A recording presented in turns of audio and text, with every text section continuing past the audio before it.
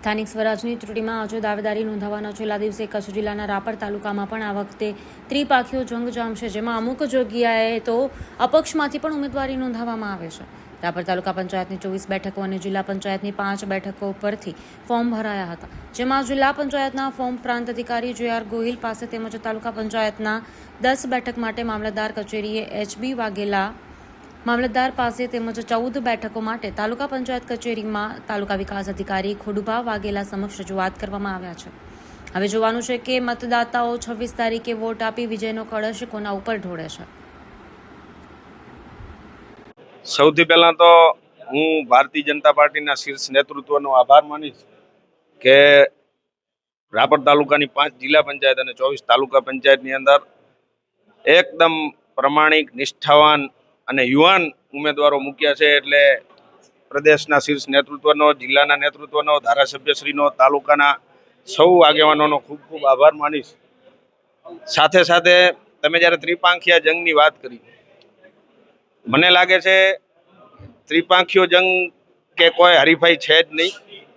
વિકાસના વાવાઝોડાની અંદર આમ આદમી પાર્ટી હોય, કોંગ્રેસ હોય કે અન્ય કોઈ પક્ષ હોય, તણાઈ જવાના છે. અને જે કોંગ્રેસ મુક્ત ભારતનું જે સપનું છે, એટલે સૌથી પહેલી એની શરૂઆત જો ક્યાંથી થવાની હોય તો કોંગ્રેસ મુક્ત રાપર થવાની છે. ખૂબ જ ઉત્સાહ છે. તમે 2 દિવસથી અહીંયા મામલતદાર ઓફિસ, તાલુકા પંચાયત, સમગ્ર વહીવટી તંત્ર જ્યારે ખૂબ સરસ સેવા આપી રહ્યું છે, ત્યારે તમે તમારી હાજરીની અંદર તમે જોયું હશે, આમ આદમી પાર્ટી હોય કે કોંગ્રેસ હોય, એમની પાસે કોઈ કાર્યકર નથી, એમના પાસે કોઈ નેતા નથી, એમના પાસે કોઈ નીતિ નથી, એમના પાસે કોઈ નેતૃત્વ નથી. અને ભારતીય જનતા પાર્ટી આપણા ગુજરાતના પનોતા પુત્ર, દેશના યશસ્વી વડાપ્રધાન આદરણીય નરેન્દ્રભાઈ મોદી સાહેબ, પ્રદેશની અંદર મુખ્યમંત્રી આદરણીય ભૂપેન્દ્રભાઈ પટેલ હોય, અમિતભાઈ શાહ સાહેબ હોય, કચ્છ જિલ્લાની અંદર આપણા સાંસદ શ્રી વિનોદભાઈ, જિલ્લા ભાજપના પ્રમુખ દેવજીભાઈ, રાપરની અંદર આપણા ધારાસભ્ય આદરણીય વિરેન્દ્રસિંહજી જાડેજા, એના નેતૃત્વની અંદર છેલ્લા 3 વર્ષની અંદર સમગ્ર રાપર મત વિસ્તારની અંદર લગભગ 8,000 કરોડ રૂપિયાના વિકાસના કાર્યો થયા છે.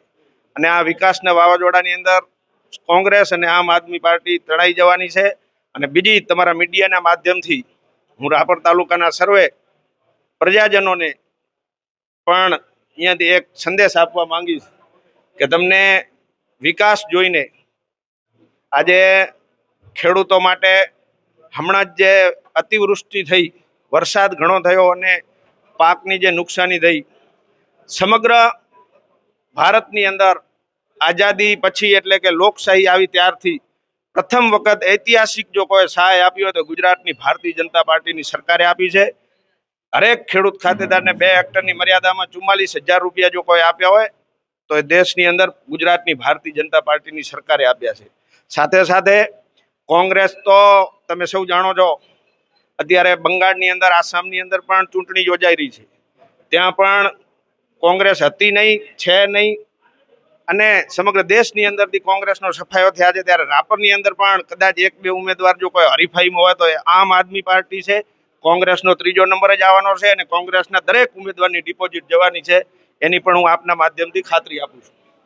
હા, ચોક્કસ થવું જ જોઈએ. આઈ થિંક વિપક્ષની ભૂમિકામાં જ્યારે કોંગ્રેસ નથી એટલે આમ આદમી પાર્ટીને એ ભૂમિકા નિભાવવી પડી છે. અને અમે બહુ મજબૂતીથી એ ભૂમિકામાં મેઇન રોલમાં આવી રહ્યા છીએ, એ દેખાય છે સાફપણે. આમ આદમી પાર્ટી જે છે એ કામની રાજનીતિમાં માને છે અને કામની રાજનીતિ કરી બતાવે પણ છે પંજાબ સરકારમાં. એ જ પદ્ધતિ અહીંયા પણ કરવાની છે. એકવાર ગુજરાતમાં આમ આદમી પાર્ટીની સરકાર બને એટલે અમે સુંદર, શિક્ષિત અને વિકસિત ગુજરાત બનાવવા માંગીએ છીએ. અમે મેક્સિમમ કેન્ડિડેટ્સ ઉતારીએ છીએ. આજ સાંજ સુધી આંકડો મળી જશે. આપની પાસે હા, એ હવે ચાલુ જ છે ફોર્મ ફિલિંગ. કેટલા એક્સેપ્ટ થાય છે, કેટલા રિજેક્ટ થાય છે, એ જોવાનું છે. તકલીફો તો જે politics, this is heat of moment પોલિટિક્સમાં કહેવાય ઇલેક્શનને, તો એ બધું થાય કે કેન્ડિડેટ્સ ખેંચે ને ધમકાવે ને કેન્ડિડેટ્સ ગાયબ કરી દે ને, એ બધું થાય છે. અને અમે એની માટે મેન્ટલી તૈયાર હતા. આજે અમે અમારા 24 તાલુકા પંચાયત અને 5 જિલ્લા પંચાયતના ફોર્મ ભરાઈ ગયા છે. અમારી સંપૂર્ણ જે રણનીતિ છે એ અમે તૈયાર કરી લીધી છે. જે પ્રજા વચ્ચે જઈ પ્રજાના પ્રશ્નોને વાચા આપી અને અમારા જે 24 તાલુકા પંચાયત અને 5 જિલ્લા પંચાયત અમે સંપૂર્ણ ભારતીય જનતા પાર્ટીનો સફાયો સાફ કરી નાખશું એટલો અમને સંપૂર્ણ વિશ્વાસ અને ખાતરી છે. ઢેર સારી સમસ્યાઓ છે, અનેક સમસ્યાઓ છે.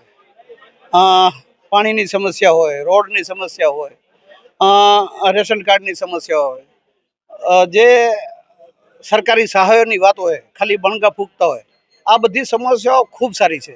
અને સૌથી વિશેષ જે ખેડૂતોની સમસ્યા છે, ખેડૂતોને અદાણી જેવી કંપનીઓ ધમકીઓ આપી અને પોલ ઊભા કરી રહ્યા છે. આવી અનેક સમસ્યાઓથી જે રાપર તાલુકો અને ભચાઉ તાલુકો જે પીડાઈ રહ્યો છે અને એનો જવાબ આપવા માટે પ્રજા જ્યારે હવે ભારતીય જનતા પાર્ટીથી ત્રાહિમામ પોકારી ગઈ છે ત્યારે પ્રજાએ આ વખતે નક્કી કરી લીધું છે કે કોંગ્રેસને સંપૂર્ણ બહુમતી યાની કે 24 સીટ તાલુકા પંચાયત અને 5 જિલ્લા પંચાયત અમે જીતવાનો વિશ્વાસ ધરાવીએ છીએ. ધન્યવાદ.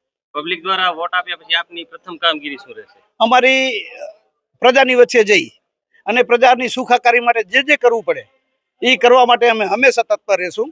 અને અમે પ્રજાની વચ્ચે જઈ એમની શું સમસ્યા છે એ સમસ્યા જાણી અને સમસ્યા હલ કરવાનો પ્રયત્ન કરીશું.